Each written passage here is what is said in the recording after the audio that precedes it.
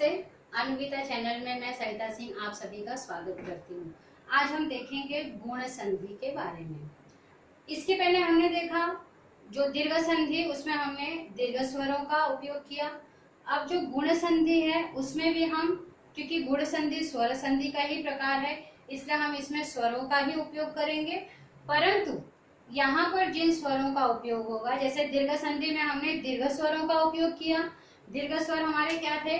आ, ई, उ और री। ये हमारे दीर्घ स्वर थे, इनका हमने उपयोग दीर्घ संधि में किया। और दीर्घ संधि की पहचान हमने बताई, जहां पर भी बड़े यानी दीर्घ स्वरों का उपयोग हुआ है वही दीर्घ संधि होगी। अर्थात जैसे अगर आ की मात्रा आ रही है किसी शब्द में तो वो दीर्घ संधि है, बड़ी ई की मात्रा आ रही है तो वो दीर्घ संधि है, बड़े उ की मात्रा आ रही है या री की मात्रा आ रही है तो वो दीर्घ संधि की पहचान है। अब हम देखते हैं गुण संधि में क्या होता है। गुण संधि में हमें ये फॉर्मूला याद रखना है कि जब हम संधि विच्छेद करेंगे तो उसमें जो पहला शब्द होगा और दूसरा शब्द होगा, पहले शब्द में हमेशा अ या आ स्वर आएंगे। ये चीज याद रखनी है, पहले शब्द में हमेशा अ और आ स्वरों का ही समावेश होगा।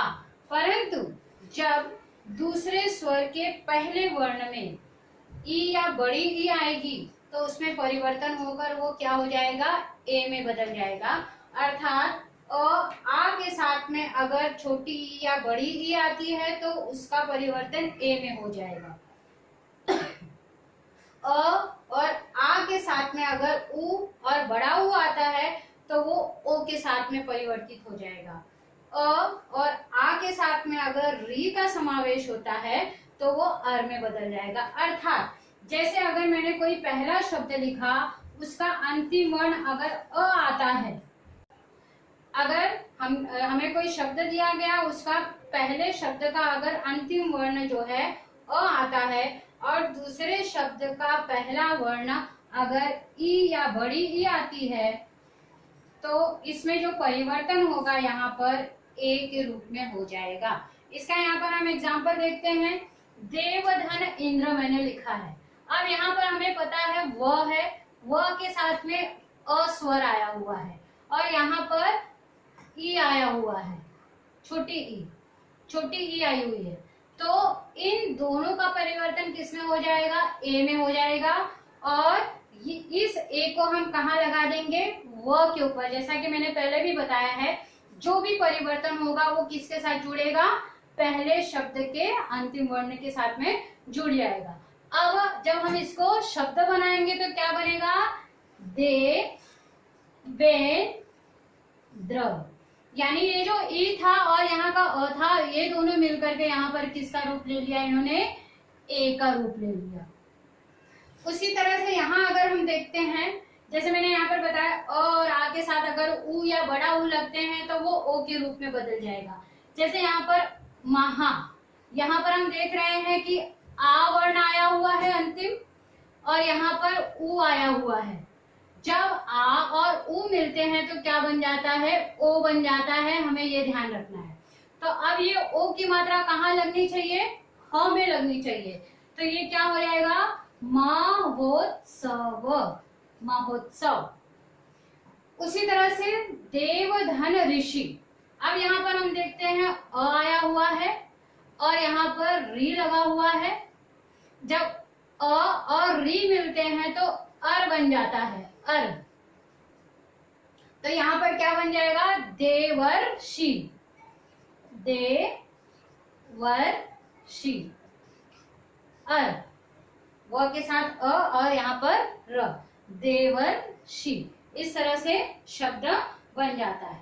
तो यहाँ पर हमने देखा कि जब पहला जो शब्द होगा उस पहले शब्द में, गुण संधि में, पहले शब्द में हमेशा अ या आ का ही समावेश होगा।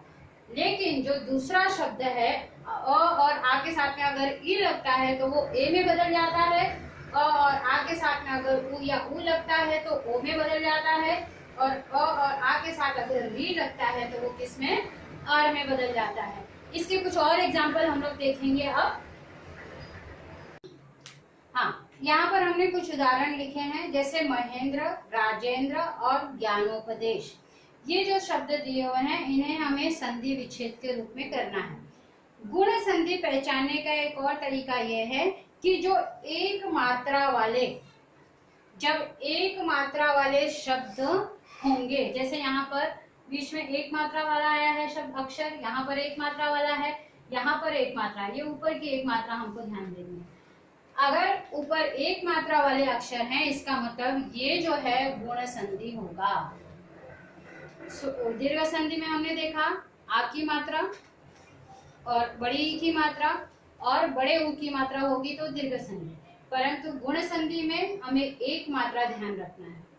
जब आगे की संधियां हम लोग पढ़ेंगे तो उसमें और इन सब का प्रयोग होगा, परंतु गुण संधि में हमें ये एक मात्रा ध्यान में रखनी है। अब जब हम इसका विच्छेद करेंगे, जैसे महेंद्र का, तो महा,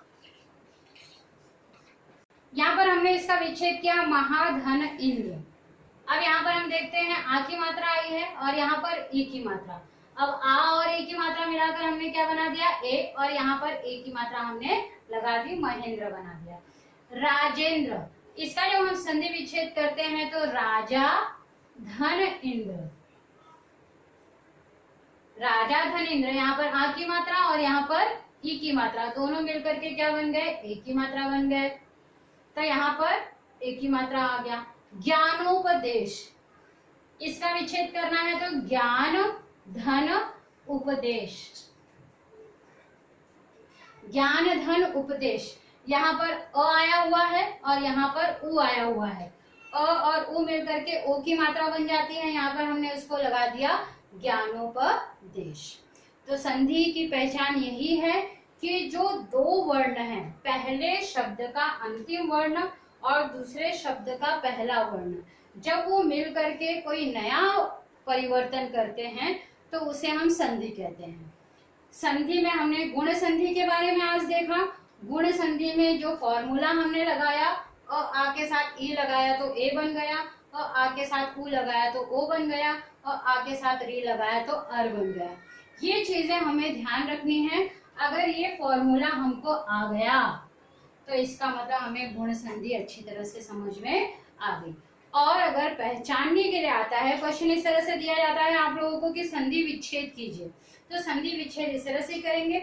यदि संधि पहचानने के लिए आती है तो हमें ये ध्यान रखना है, एक मात्रा वाले शब्द हैं तो गुण संधि हो जाएगा, आ की मात्रा, बड़ी ई की मात्रा, बड़े ऊ की मात्रा है तो दीर्घ संधि हो जाएगा।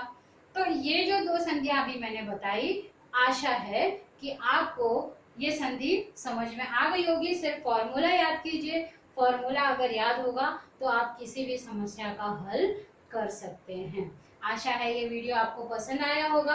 वीडियो अगर आपको पसंद आता है तो इसे लाइक कीजिए, दोस्तों के साथ शेयर कीजिए, मेरे चैनल को सब्सक्राइब कीजिए।